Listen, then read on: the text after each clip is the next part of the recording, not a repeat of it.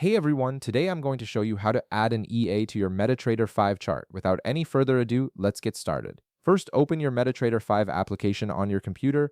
Once the application launches and you can see your main trading dashboard, direct your attention to the left side of your screen where you'll find the Navigator panel. This is where all your tools, indicators, and expert advisors are organized for easy access. If you don't see the Navigator panel on the left side, don't worry. Simply look at the top of your screen and click on View from the main menu bar. A drop-down menu will appear, and from there, click on Navigator. This will make the Navigator panel visible on the left side of your screen, giving you access to all the features you need. Now, within the Navigator panel, look for the Expert Advisors section and click on it to expand it. This section houses all the automated trading tools available in your MetaTrader 5 platform. You'll notice several folders appear, such as Advisors, Examples, and Free Robots.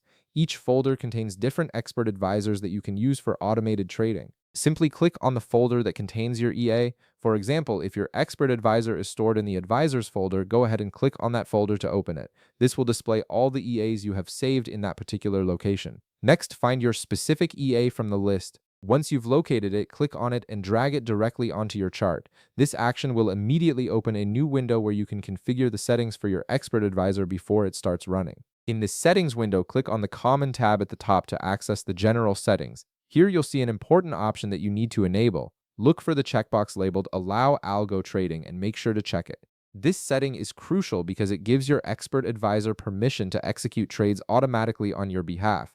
Without this enabled, the EA won't be able to function properly. After that, click on the Input tab to move to the Input Parameters section. This is where you can customize how your EA operates by editing various variables and values.